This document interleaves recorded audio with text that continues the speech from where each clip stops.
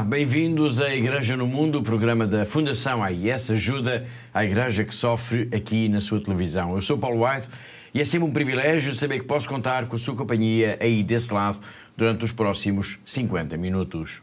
Comigo está a Catarina Martins de Betancourt, a diretora da Fundação AIS em Portugal, que nos vai comentar os principais temas que estão a marcar a atualidade. Olá, Catarina. Olá, Paulo, e olá também a todos os nossos telespectadores. Penso que o Santo Padre está a dizer de forma muito simples que não existem guerras dignas do esquecimento, porque toda guerra fere a vida e ultraja a dignidade da pessoa humana.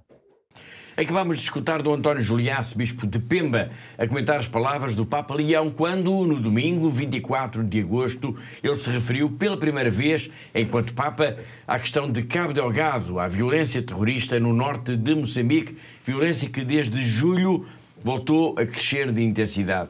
As palavras do Papa foram quase de imediato comentadas para a Fundação AIS pelo Bispo de Pemba, que acabámos agora de escutar, e que vão ser, claro, um dos temas em destaque no programa de hoje, em que voltamos também ao formato habitual depois dos especiais de verão que levámos até si durante todo o mês de agosto. Mas só iremos abordar a situação de Cabo Delgado lá mais para a frente, porque agora temos de falar da Nigéria, país de África, onde a violência contra os cristãos continua também a estar na ordem do dia. Em agosto, isso foi particularmente visível no estado de Benue, sacudido por mais uma série de assassinatos que levaram, inclusivamente, as populações a revoltarem-se e a bloquearem, Catarina, uma estrada. É verdade, Paulo. Então foi no dia 11 de agosto que as populações de Elevata, que é então no estado de Benue, decidiram bloquear uma estrada, portanto, em protesto pela falta de segurança, depois da cidade ter sido palco, mais uma vez, então, de um ataque terrorista, causou a morte a pelo menos 3 pessoas, Paulo. E estamos a falar de uma cidade predominantemente cristã. Exatamente. Portanto, a população de Elevata é praticamente toda cristã e talvez por isso, talvez isso explique o facto de estar a ser palco desde há algum tempo de constantes ataques terroristas que já provocaram centenas de mortes e que forçaram também ao mesmo tempo milhares de pessoas a fugir das suas casas, não é? E estamos a falar concretamente em grupos armados jihadistas. Sim, Paulo, na essência todos eles são pastores nómadas fulani, que estão cada vez mais radicalizados, que estão cada vez mais infiltrados então por um islamismo extremista e que têm colocado então as comunidades cristãs em sobressalto, porque estes pastores ambicionam por um lado as terras, não é, dos agricultores cristãos, porque são terras férteis, e por outro lado também ambicionam também os seus próprios animais. Portanto, e tudo isto acaba por ganhar outra dimensão, Paulo, por causa desta questão, claro, da questão religiosa, não é? E na sequência do ataque que referimos, isto no início de agosto, as populações, e em protesto, resolveram então bloquear uma estrada no estado de Benue, sinalizando assim a falta de segurança. Afinal, pouco tempo antes, isto é 13 de junho, houve mesmo um verdadeiro massacre em Elevata e podemos dizer que desde então as populações estão, Catarina, muito assustadas. Sim, claro que sim, porque foi mesmo um verdadeiro massacre, Paulo. O que aconteceu então nessa noite de 13 de junho é de que falámos aqui, na altura aqui no nosso programa de televisão, portanto é um sinal de claro de como as comunidades cristãs estão mesmo a ser ameaçadas nesta região da Nigéria e que vivem por isso diariamente em profundo sufoco, não é? E nesse ataque que estamos agora a referir, de extrema violência, morreram mais de 270 pessoas. Sim, Paulo, foram mais de 270 pessoas que morreram e há relatos de que as vítimas foram atacadas com katanas, foram abatidas a tiro, algumas foram queimadas vivas. Portanto, é de facto uma situação muito dramática. E a cidade de Elevata já tinha sido palco em maio também de um outro ataque e desta vez em que os extremistas assassinaram 3 pessoas, entre as quais, Paulo, apenas um bebê com apenas 2 anos de idade. Esta sucessão de ataques coloca a Nigéria uma vez mais no centro da nossa atenção, pois mostra que neste país de África os cristãos vivem, como já aqui foi dito, num sufoco. Além dos ataques, de que demos alguns exemplos agora, os cristãos da Nigéria são sobressaltados também pela epidemia de raptos, uma realidade que afeta a própria Igreja, porque são constantes os casos que envolvem padres ou seminaristas. Mas podemos dizer que ninguém está a salvo. John Mandiang Dalu é um agricultor, ele é cristão também e é pai. e é nesta tripla condição que aceitou falar para o nosso programa. O seu testemunho ajuda a compreender como é difícil a vida dos cristãos na Nigéria e como é preciso ter uma fé forte e esclarecida para se enfrentar tantos desafios.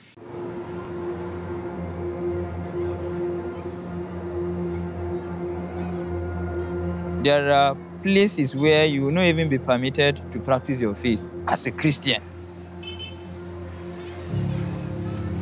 A lot of people have been kidnapped simply because of their faith.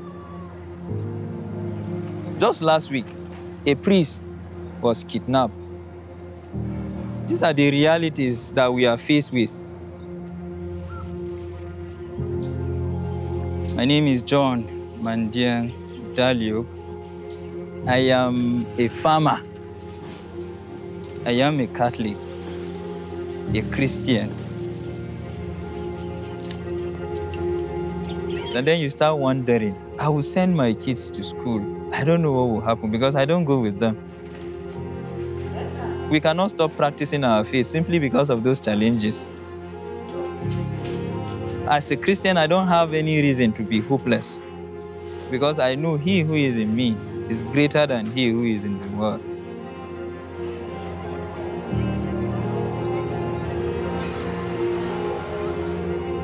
Hope and faith, they walk hand in hand. That prayer that you see is not just the rosary. That rosary works wonders. But whenever I am in need or whenever I find myself in difficult situations, I tell Mother Mary to intercede for me. Whenever I call upon her, the request is answered. Our hope as Christians is the resurrection.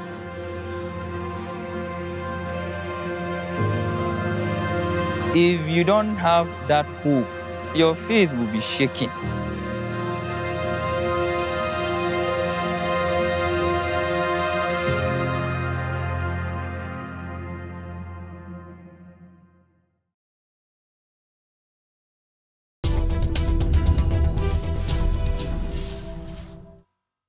Da Nigéria, onde o sentimento de medo é comum a grande parte dos cristãos, vamos agora até ao Paquistão, onde ainda se clama por justiça 2 anos depois do que terá sido a maior vaga de violência contra esta comunidade religiosa em tempos recentes. Estou a falar nos acontecimentos em Jaranwala, quando, a 16 de agosto de 2023, foram destruídas ou queimadas ou profundamente danificadas 26 igrejas e cerca de 80 casas. E com este tema vamos também avançar com o número da semana, 5.213.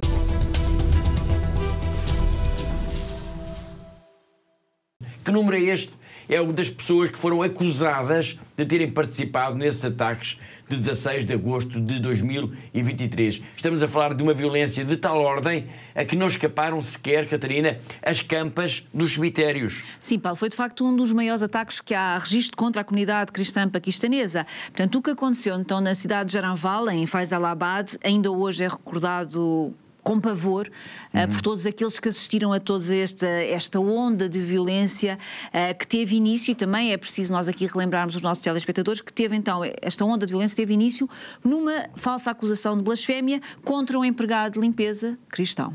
Um empregado de limpeza acusado de ter profanado o Corão e de ter insultado o profeta do Islão. Em consequência disso, como já dissemos, multidões enfurecidas atacaram indiscriminadamente tudo aquilo que estivesse ligado de alguma forma aos cristãos, desde as suas casas, igrejas e até os cemitérios. Sim, Paulo, e milhares de pessoas tiveram de fugir, não é? Calcula-se que nessa altura mais de 2.000 pessoas tiveram então de abandonar esta região, dado aquele ambiente de terror absoluto que se vivia naquela altura, portanto em agosto de 2023, Paulo. Muito bem. Recordamos então este episódio, depois passaram entretanto 2 anos e os cristãos sentem-se injustiçados. Dizem que não houve ainda nenhuma condenação pelos tribunais e que todos os implicados nos ataques, todos os implicados na violência, na destruição das casas e das igrejas, continuam à solta. E com isto, Catarina, vamos então falar do número da semana. O número que é das tais 5.213 pessoas. Exatamente, Paulo. Portanto, 5.213 pessoas são as pessoas que foram acusadas então de ligação a estes incidentes, a estes ataques, e que até agora não houve uma única condenação. Ou seja, Paulo, 2 anos depois destes incidentes, ninguém foi condenado, e isso, como é fácil nós imaginarmos, deixa a população, a comunidade cristã, bastante indignada e também muito preocupada, como é óbvio. Claro. Portanto, este sentimento de injustiça que vivem tem, de facto, razão de ser, Paulo. É que, por exemplo, em junho agora, o Tribunal Antiterrorismo de Faisalabad acabou por absolver 10 pessoas que tinham sido acusadas de incendiar uma igreja, então, nesses incidentes de agosto de 2023, Paulo. E tudo isto, recorde-se, por causa de uma falsa acusação de blasfémia contra uma pessoa, contra um cristão, neste caso, um simples empregado de limpeza. Os cristãos são, de facto, uma pequena comunidade no Paquistão, pertencem normalmente às classes mais baixas, ou seja, são os mais pobres, são os que têm também os trabalhos mais duros e socialmente menos prestigiados e são também dos mais desprotegidos. E além de tudo isto, eles vivem debaixo da permanente ameaça das falsas acusações de blasfémia que desencadeiam normalmente, como vimos, ondas criminosas de violência. Josué Vilalone é jornalista espanhol, trabalha para o secretariado da Fundação AIS em Madrid e recentemente ele esteve no Paquistão e vamos agora recuperar a mensagem que ele enviou para o nosso programa em que traça um retrato do que é ser cristão neste país asiático. Saludos compañeros de AIS en Portugal y saludos también a todos los benefactores. Mi nombre es Josué Villalón, compañero de ayuda a la Iglesia necesitada en España y acabo de regresar. Recientemente he estado en Pakistán visitando a la comunidad cristiana que vive allí. Los cristianos en Pakistán son una minoría muy pequeña, de solo el 2% de la población, apenas 4 millones de personas, en todo un país que pues, es uno de los más poblados del mundo, con más de 190 millones de habitantes. Los cristianos además ocupan las clases más bajas de la sociedad y ocupan puestos de trabajo de servidumbre, por ejemplo en el campo, también fabricando ladrillos, y hay una concepción de ellos como si los cristianos fueran pues ciudadanos de segunda categoría, gente con poca educación, gente que pues eso sirve para los trabajos más humildes.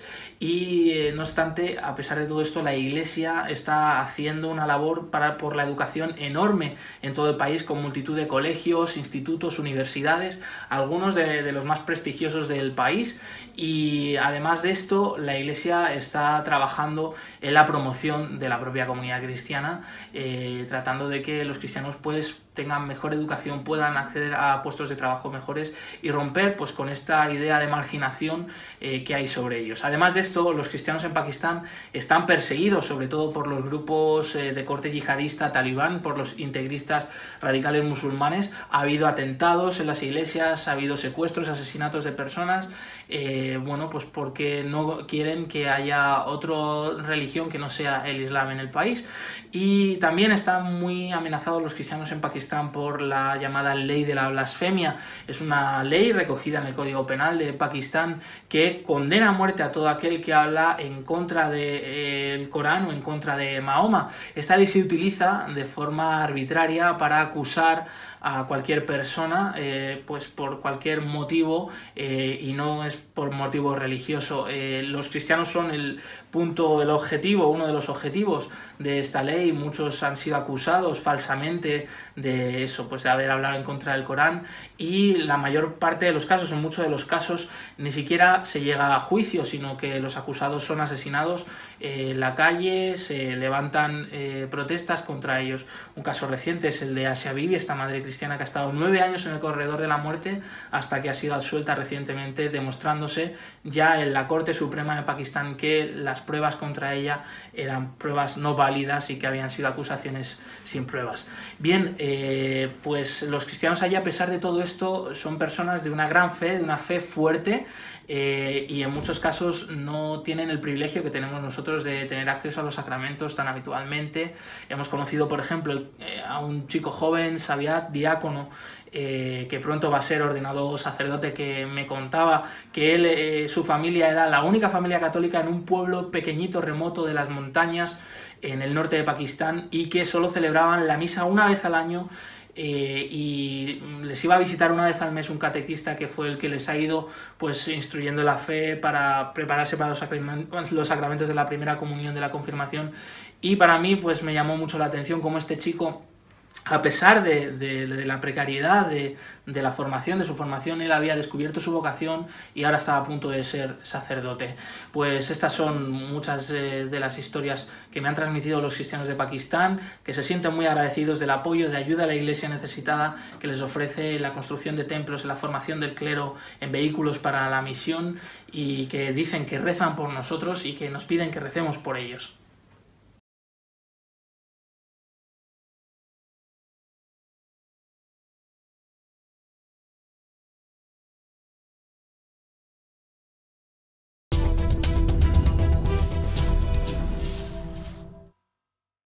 Escutámos o nosso colega Josué Villalón, que nos descreveu sumariamente alguns dos aspectos do Paquistão e de como a comunidade cristã vive num ambiente repressivo, violento e sob ameaça permanente. Antes disso, falámos da Nigéria, onde, em especial no norte do país, os cristãos atravessam também tempos muito duros. Ambos os países são um exemplo daquilo que é a negação da liberdade religiosa. Isso leva-nos agora até o dia 22 de agosto, data em que se assinalou o Dia Internacional em memória das vítimas de atos baseados na religião ou na crença. E falamos desta data também para lembrar que daqui a umas semanas, a 21 de outubro, pouco mais de um mês, a Fundação AIS vai lançar mais um relatório sobre a liberdade religiosa no mundo. É verdade, Paulo, e fica aqui já esta nota aos nossos telespectadores, porque de facto este relatório é um documento importante, é mesmo um dos mais importantes publicados no mundo sobre este tema, e é um relatório que é importante também para percebermos como é que vão as coisas no que diz respeito a esta matéria que é tão significativa, que é a questão da liberdade religiosa.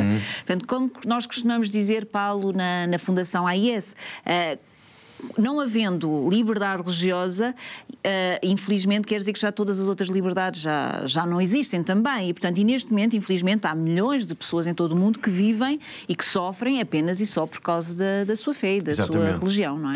O relatório vai ser divulgado então apenas a 21 de outubro, podem já ir restando esta data, mas podemos ir já abrindo um pouco, digamos assim, o véu sobre este estudo, sobre este documento que é produzido a nível internacional por uma equipa de especialistas da Fundação AIS. Em linhas gerais, Catarina, o que é que nós podemos então dizer sobre o mundo, o estado do mundo, no que diz respeito a esta liberdade específica que é a liberdade religiosa? Bom, Paulo, assim, em linhas muito gerais, podemos dizer então que se tem vindo a registrar de facto um agravamento da situação em termos de liberdade religiosa. Ou seja, desde que este relatório da liberdade religiosa é publicado na Fundação, e a primeira edição, Paulo, já foi em 1999, portanto, desde então nota-se claramente que há um agravamento das condições de vida das populações que são afetadas então pela falta de liberdade religiosa, pelas populações que vivem em países onde a perseguição também é mais intensa, claro, não é? Claro. Bom, isto levanta algumas questões. Por exemplo, estamos a falar em que tipo de situações? Quando falamos de perseguição religiosa, normalmente, Catarina, isso significa o quê? Paulo, nós normalmente dizemos que essencialmente existem três tipos de perseguição religiosa. Portanto, em primeiro lugar, temos a perseguição que é perpetrada pelo próprio Estado, não é? Depois temos a perseguição que é provocada pelo extremismo religioso e, por exemplo, pelos grupos jihadistas, como, por exemplo, já falámos aqui hoje no caso da Nigéria, Paulo, não é? E depois, finalmente, temos um terceiro caso que é a perseguição de caráter etno-religioso ou nacionalista, Paulo. Muito bem. Nós não vamos, claro, adiantar muito mais sobre o relatório, como é óbvio, não é? Mas basta acompanhar com alguma atenção os nossos programas para se perceber que, a nível geográfico, o continente africano é cada vez mais o lugar do mundo onde a perseguição religiosa, nomeadamente aos cristãos, é também cada vez mais intensa. Sim, sem dúvida, Paulo. De facto, a África tem sido, portanto, este extremismo religioso tem vindo a agravar-se, tem crescido muito nos últimos tempos, em especial depois de 2017, e isto coincide com a derrota e a expulsão dos jihadistas, que tinham ocupado grande parte do Iraque e da Síria. Portanto, com a expulsão portanto, foram derrotados, não é, nestes dois países. 2017, sim. Portanto, foram expulsos destes países e em grande parte, não é? Mas não todos, não é? Não foram completamente destruídos. E aos poucos, Paulo, eles foram voltando a reagrupar. E neste caso voltaram-se a reagrupar em alguns países de África. E hoje, se olharmos para a África, percebemos que existem inúmeros grupos jihadistas que estão cada vez a realizar mais ataques às comunidades, inclusive em países onde até esta altura as relações interreligiosas não constituíam qualquer problema, não é? Claro. Bom, o caso de Moçambique, de que nós vamos falar daqui a pouco, é, aliás, disso um bom exemplo. Mas não se pense que é só em África que há problemas. Hoje nós já falámos aqui, por exemplo, do Paquistão, que é um país asiático, onde a par da Índia, por exemplo, também as comunidades cristãs vivem tempos muito duros. Mas até aqui, em pleno continente europeu onde estamos, há situações inquietantes a que devemos também prestar atenção. Vamos agora escutar o bispo de Sarajevo, na Bósnia-Herzegovina, Dom Tomo Vučić, que nos vai precisamente falar sobre a importância do respeito pelas minorias, do respeito pelos direitos humanos. La questione del rispetto dei diritti umani ovunque è molto importante e soprattutto importante in quei paesi che sono composti da diversi gruppi etnici, gruppi religiosi. È uno di questi posti nel mondo dove la composizione della popolazione è complessa da questo punto di vista, è proprio la Bosnia ed Erzegovina. Perciò, oltre all'obbligo di rispettare i diritti ovunque, in questa zona questa questione diventa ancora di più molto importante, soprattutto quando si parla della presenza di un gruppo minoritario in una certa zona o in un'altra. In questo campo, oltre, ripeto, all'obbligo di rispettare i diritti umani, la questione della responsabilità della maggioranza presente in certa zona è molto importante. Dalle nostre parti ogni gruppo etnico, ogni gruppo religioso conosce l'esperienza di essere minoritario da una parte e nello stesso tempo maggioritario dall'altra parte, così tutti hanno la propria responsabilità.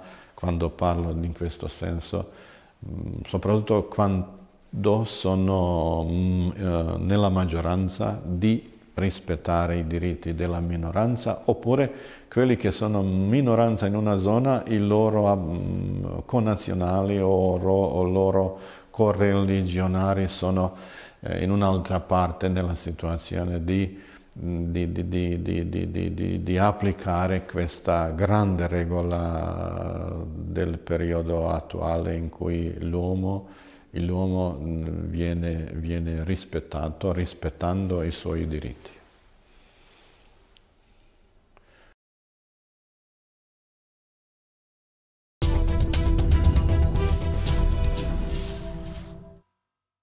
Foi o arcebispo de Sarajevo, na Bósnia-Herzegovina, a falar sobre a importância do respeito pelos direitos humanos no contexto também da liberdade religiosa. Isto levou-nos há pouco para lembrar que vai ser já 21 de outubro o lançamento de mais um relatório produzido pela Fundação AIS aqui em Portugal e também a nível internacional. Relatório em que se avalia o estado do mundo no que diz respeito à liberdade de culto, à liberdade religiosa. Este é um tema que nos deve mobilizar a todos e deixo aqui também a nota de que no passado fim de semana, isto é um exemplo da importância de tudo isto, nos dias 6 e 7 o Santuário de São Bento da Porta Aberta, em Braga, voltou a iluminar-se de vermelho para mais uma jornada de sensibilização e de oração precisamente para a questão dos cristãos perseguidos e também para chamar a atenção para a missão concreta da Fundação AIS. Aliás, a Catarina esteve em Braga neste evento e foi mais uma vez uma grande jornada a favor da Fundação AIS, não é? Exatamente, é isso mesmo, Paulo. De facto, estive então uma vez mais no Santuário de São Bento da Porta Aberta no fim de semana e foi de facto muito bom porque já se criou aqui também com estes nossos amigos, não é? Os responsáveis pelo Santuário, portanto há uma tradição, já um dinamismo à volta de toda esta iniciativa para falar falarmos, para rezarmos, como o Paulo disse, pelos cristãos perseguidos. E também para mostrar, Paulo, que também é uma oportunidade que o Santuário nos dá de mostrarmos o nosso trabalho e a nossa missão enquanto Fundação AIS. E por isso aproveito aqui também esta ocasião, Paulo, para agradecer aos responsáveis então do Santuário, a todas as pessoas que estiveram envolvidas na organização, na dinamização desta iniciativa, porque é muito importante, de facto, a mobilização de toda a sociedade, da sociedade portuguesa, para esta temática que, como dizemos aqui no nosso programa, Paulo, todas as semanas, afeta cada vez mais pessoas em todo o mundo e por isso é muito importante estes momentos de sensibilização. Portanto, são pessoas, são famílias cristãs que, pelo facto de serem perseguidas, pelo facto de viverem em países que são muito pobres, que precisam de facto da nossa ajuda e precisam da nossa ajuda muitas vezes, Paulo, até para a própria sobrevivência do seu dia-a-dia. Por isso, muito obrigada a todos os nossos amigos do Santuário de São Bento da Porta Aberta, em Braga, pela simpatia com que nos acolhem todos os anos, pela proximidade também que sempre manifestaram, não é, desde o início com a Fundação AIS e também para com esta missão e esta defesa dos cristãos perseguidos no mundo, Paulo. Muito bem, fica aqui então o agradecimento, o obrigado da Fundação AIS e vamos continuar focados nesta temática da perseguição religiosa e vamos então agora ao tema de abertura do programa de hoje, que nos vai levar uma vez mais até Cabo Delgado, em Moçambique. E vamos falar de Cabo Delgado, isto a propósito das palavras do Papa Leão XIV, que desde a Praça de São Pedro, no Vaticano, denunciou a situação angustiante de violência que se vive no norte deste país africano. Foi no domingo, dia 24 de agosto. Cari fratelli e sorelle, esprimo la mia vicinanza alla popolazione di Cabo Delgado, in Mozambico, vittima di una situazione di insicurezza e violenza che continua a provocare morti e sfollati. Mentre faccio appello a non dimenticare questi nostri fratelli e sorelle, vi invito a pregare per loro ed esprimo la speranza che gli sforzi dei responsabili del Paese riescano a ristabilire la sicurezza e la pace in quel territorio.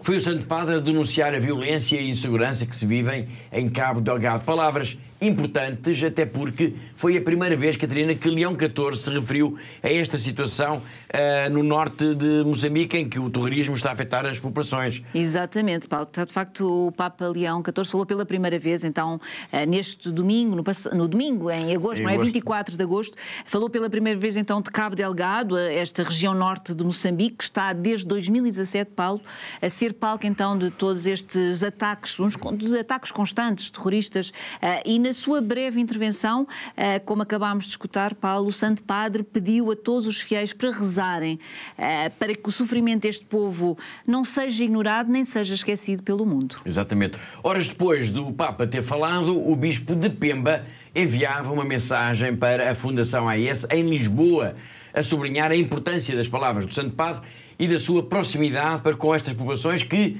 diz Dom António Juliace, sofrem horrivelmente. Sim, Paulo, porque é preciso nós não esquecermos que nos últimos tempos os ataques terroristas têm recrudescido de intensidade, portanto isto nos últimos tempos, nas últimas semanas, principalmente, Paulo, desde meados de junho até agora, e que neste momento há mais 60 mil novos deslocados por causa destes mesmos ataques, mais 60 mil novos. Portanto, pessoas que foram forçadas a fugir, a deixar tudo para trás, por causa da ameaça real destes grupos armados que atuam, especialmente então nesta zona norte, na província de Cabo Delgado, Paulo. Grupos armados que reivindicam, e é preciso também não esquecer isso, pertencer ao Daesh, a organização jihadista Estado Islâmico, e que são responsáveis desde 2017, como a Catarina lembrou, por mais de 6 mil mortos e mais também de 1 milhão de deslocados. E estes números, infelizmente, não param de crescer. Bom, vamos então escutar agora as palavras de Dom António Juliace, Bispo de Pemba, na mensagem enviada para a Fundação AIS em Lisboa, logo após a declaração do Papa Leão XIV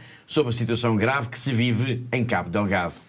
A mensagem do Santo Padre Papa Leão XIV no Ângelus de hoje, dia 24 de agosto, dirigida ao mundo inteiro, é, em primeiro lugar, um ato de sua maior proximidade para com o povo de Cabo Delgado, que sofre horrivelmente de uma guerra que iniciou em 2017 e que continua a provocar destruições de vidas, infraestruturas, bens diversos e limita a possibilidade de qualquer desenvolvimento.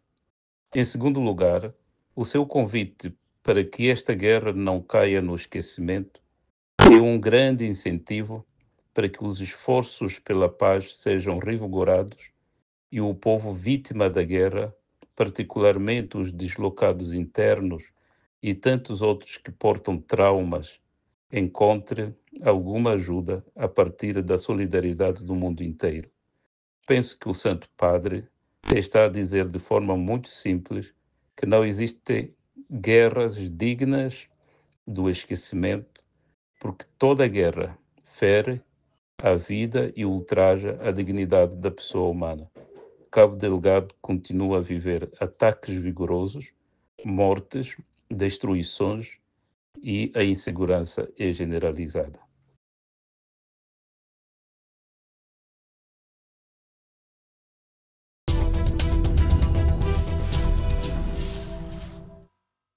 Foi Dom António Juliaço, bispo de Pemba, em mensagem enviada para a Fundação AIS em Lisboa, em agradecimento às palavras do Santo Padre, que no domingo, dia 24 de agosto, falou e pela primeira vez sobre a situação em Cabo Delgado.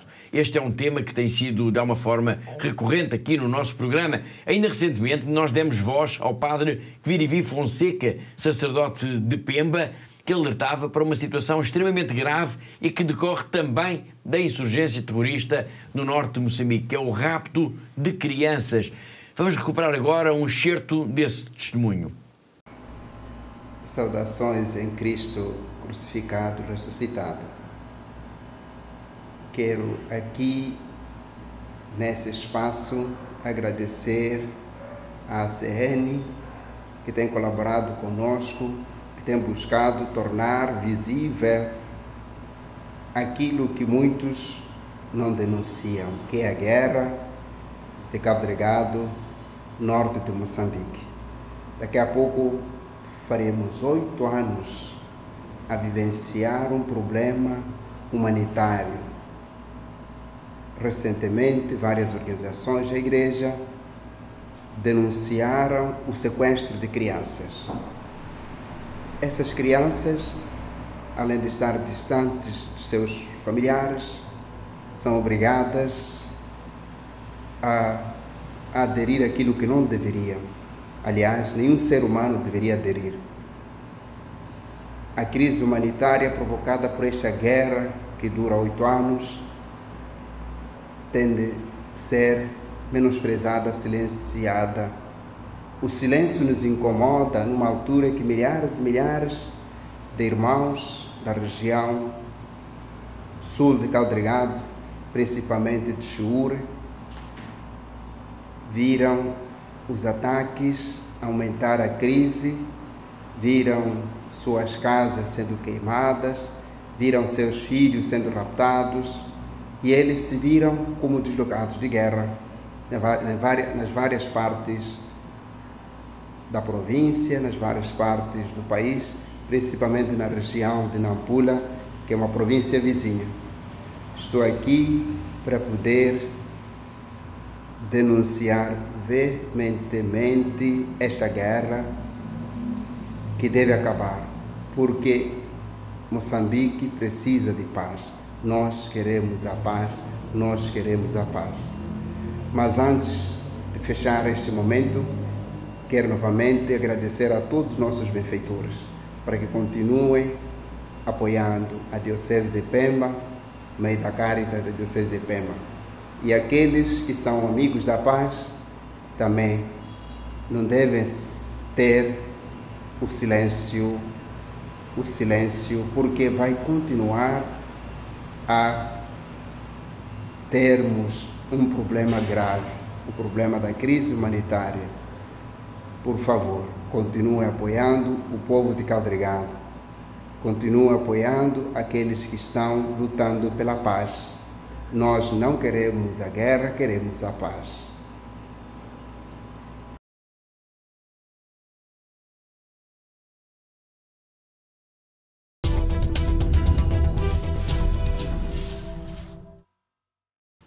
E agora, depois de termos escutado o Papa, o Bispo de Pemba e o Padre Fonseca sobre a importância de ajudarmos a Igreja que tenta socorrer as populações vítimas do terrorismo em Cabo Delgado, no norte de Moçambique, vamos dar um salto no globo, vamos até Macau, para irmos ao encontro do jornalista José Miguel Encarnação, que é o nosso correspondente nesta diocese na China.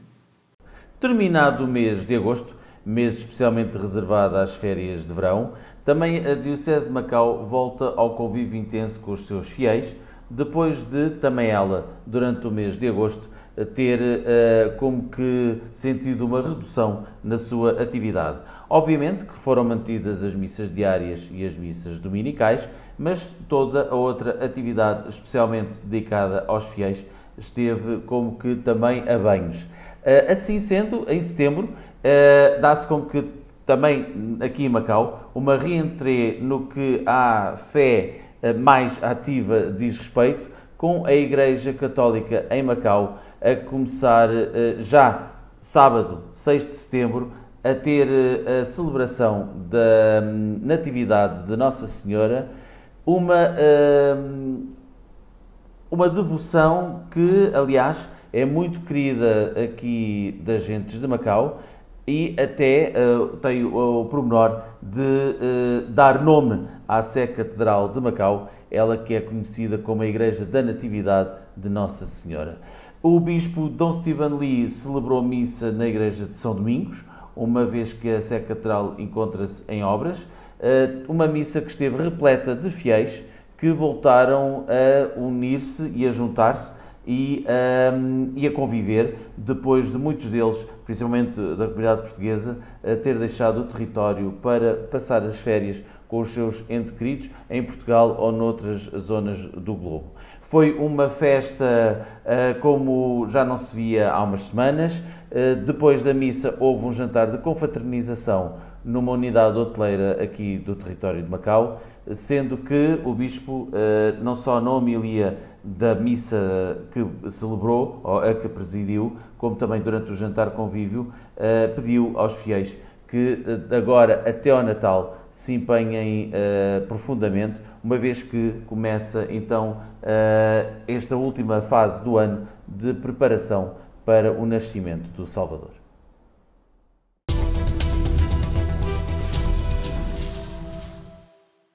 Foi o José Miguel Encarnação, o nosso correspondente em Macau, e assim chegamos ao fim da primeira parte do nosso programa.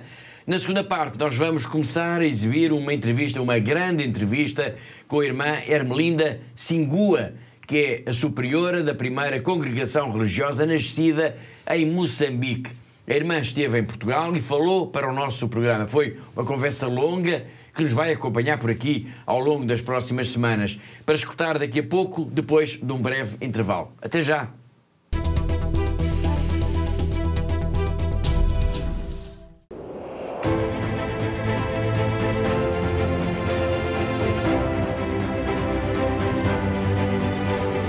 They are giving us hope and they are putting a smile in our faces.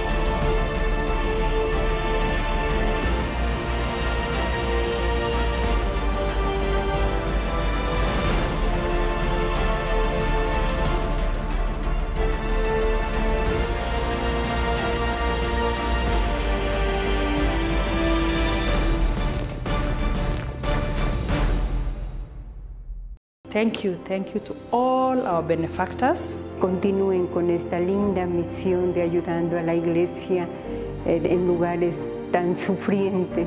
Щиро дякую всім вам, що ви є на хресній дорозі, допомагаєте нам нести наш хрест. We are trying to be Jesus. Through your help and support, we are able to bring the gospel to the people. Thank you so much. May God bless you. You are giving us hope and you are putting a smile in our faces. Thank you so much.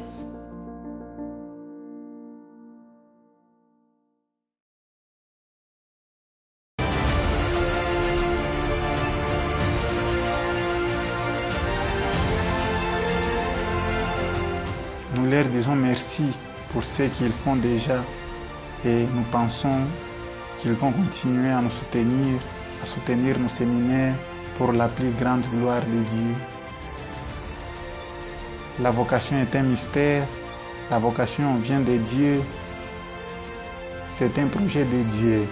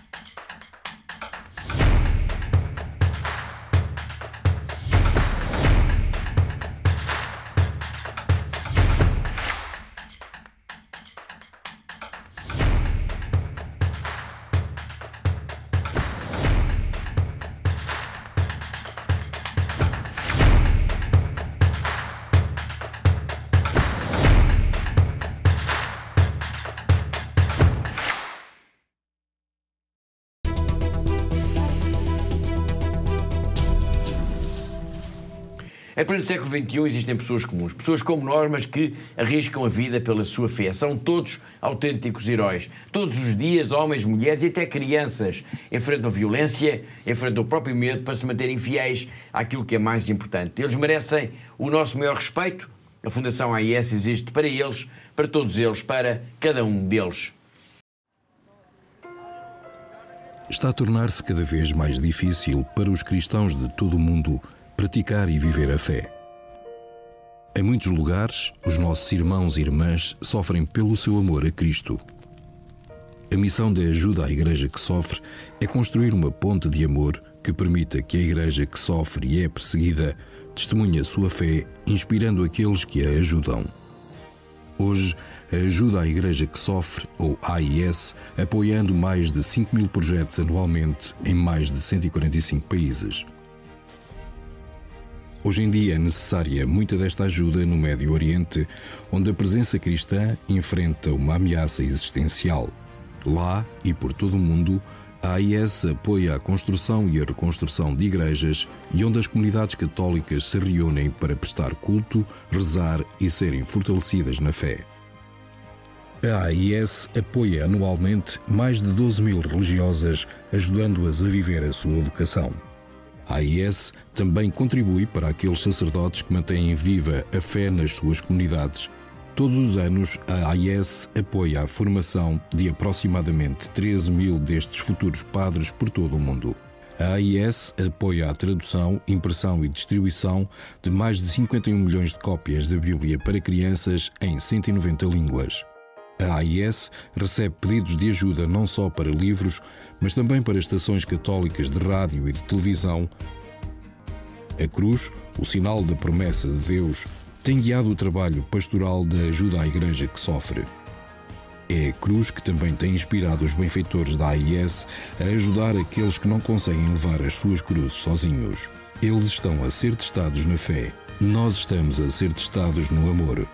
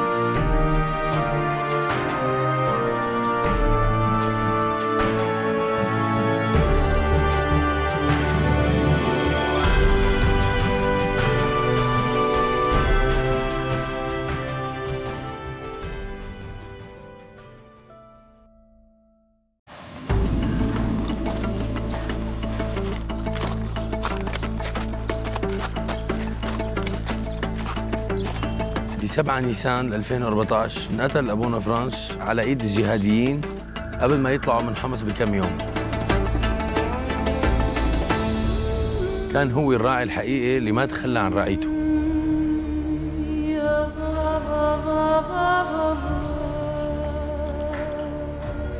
هو كان بالنسبة لنا أخ كبير ومعنا دائما، وكان بالنسبة له كل شخص لحاله هو شخص مهم. وإلى الأمام.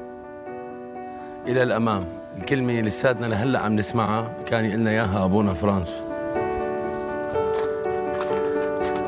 وقت كنت صغير مراهق كنت عايش بمدينة حمص، كان أبونا فرانس ياخذنا مسيرات على جبال وادي النصارى.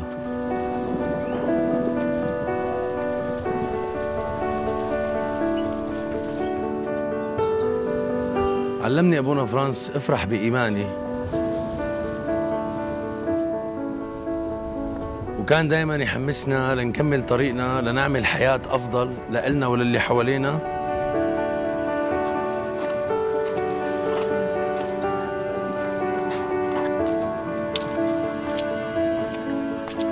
بدون ما نخسر إيماننا. حتى جيرانه الإسلام اللي ضلوا حد الدير ما تركهم، كان يقدم لهم أي شيء بيقدر عليه من أكل ومأوى.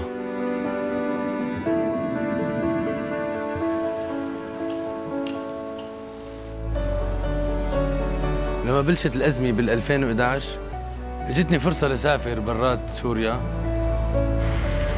وكنت رح سافر، بس أبونا فرانس ألهمني وضليت وصرت متطوع بخدمة إخواتي السوريين.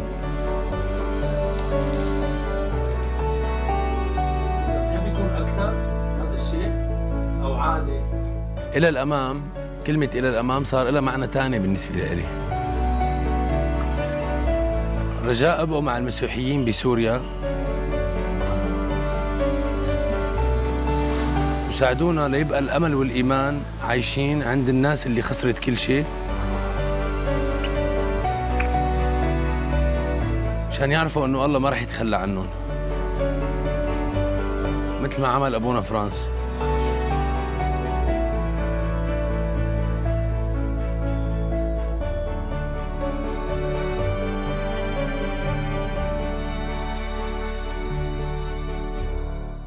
E vamos dar início então a uma grande entrevista com a irmã Ermelinda Singua, que é a superiora da primeira congregação religiosa nascida em Moçambique. A irmã esteve em Portugal e falou para o nosso programa. Foi uma conversa longa que nos vai acompanhar agora por aqui durante as próximas semanas. E chamo desde já a vossa atenção para esta entrevista, porque vale mesmo a pena escutar esta mulher generosa, de enorme coração e que desenvolve um trabalho notável neste país africano de língua portuguesa.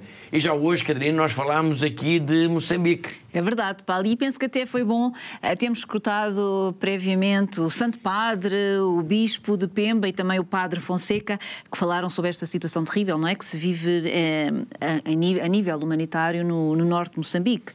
Para agora darmos também o devido valor às palavras, a esta mensagem que a irmã Ermelinda tem para nos transmitir. Exatamente. A entrevista é longa, nós vamos ter de ir emitindo, claro, ao longo de vários programas, mas há uma questão que eu gostava de colocar. Há algum momento ao longo de toda esta grande entrevista que a tenha tocado mais particularmente? Sim, lá há uma história que de facto que é extraordinária, que é fantástica e que diz também muito sobre como a irmã é, não é? Este trabalho heroico que a irmã, tanto das irmãs como dos padres que estão em Moçambique e, de certa forma, um pouco por toda a África, Paulo. E a história que a irmã Ermelinda nos conta na sua entrevista é que um dia, que estava a viajar de motorizada, juntamente com outra irmã e com mais uma criança que ela levava ao colo, portanto, escaparam quase miraculosamente a um ataque de um leão.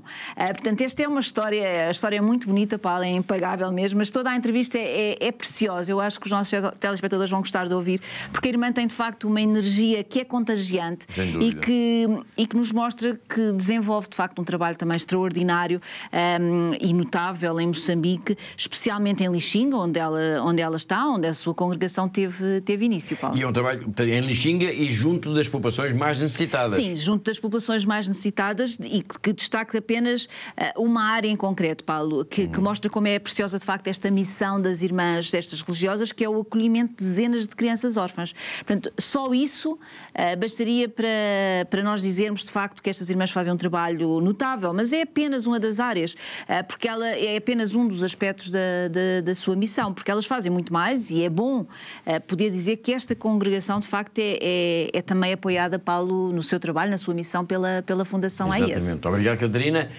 Como já referi, a entrevista é longa, vamos ter de emitir ao longo de vários programas. Hoje, a irmã Ermelinda Singua, que é, recordo, a superiora da primeira congregação religiosa nascida em Moçambique, as Irmãs da Imaculada Conceição, ela vai apresentar-se aos nossos telespectadores. Vamos então escutar o que ela tem para nos dizer. De fato, eu sou a irmã Ermelinda Emílio Singua, das Irmãs da Imaculada Conceição, vulgarmente mais conhecidas por Diocesana de Lixinga, mas eu não gosto muito porque o nosso fundador não nos fez como diocesanas, ele nos fez com o espírito missionário. E neste preciso momento estou assumindo a responsabilidade de superiora geral da congregação, desde 25 de janeiro de 2023. Quem somos, afinal, Irmãs da Imaculada Conceição? É uma congregação do direito diocesano, nascida em Moçambique, na Diocese de Lixinga, na missão de Santa Teresinha do Menino Jesus de Mepanheira, pelo padre Roberto Abondio, missionário da Consolata, de nacionalidade italiana. Quando ele quis fundar a congregação, acho que nem tinha ideia que seria uma congregação, porque ele queria pessoas que lhe auxiliassem na evangelização, na própria língua. Porque os missionários chegavam lá, mal falavam português e mal falavam as línguas nativas, locais. Então, foi quando ele começa a falar de irmãs às jovens, começa a agrupar um grupo pequenino de meninas. E daí começa a congregação. Em 1946, começa a agrupar estas jovens e em 48, oficialmente, ele dá início com o noviciado dessas 8 jovens. Com qual carisma? Anunciar as infinitas riquezas de Cristo, servo e missionário aos mais necessitados. Concretizamos como isso? Trabalhando na educação, temos religiosas professoras na educação, na saúde, mas também com os órfãos, com os idosos, com viúvas, viúvos e a rapariga, mulher e rapariga desfavorecidas. Então, trabalhamos também na formação de catequistas, animadores das comunidades, na liturgia, nas paróquias, na animação eucarística e também nas celebrações da palavra, porque nem todas as comunidades os padres conseguem chegar. A dado momento nós ficamos meias padras lá a celebrar, mas já fazemos a celebração da palavra para fazer chegar a mensagem e distribuirmos a Eucaristia. Então, sumariamente, neste preciso momento nós somos cerca de 48 irmãs e das 48 irmãs temos cerca de 43 devotos perpétuos e temos 5 junioras, 7 noviças e 12 postulantes.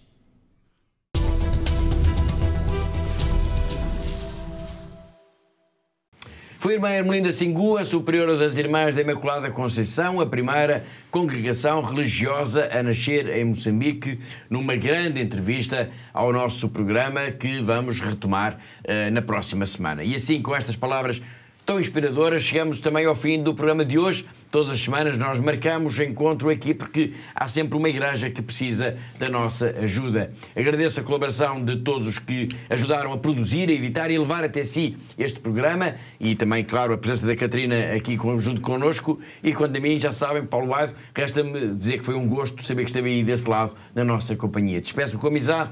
Até ao próximo programa, se Deus quiser.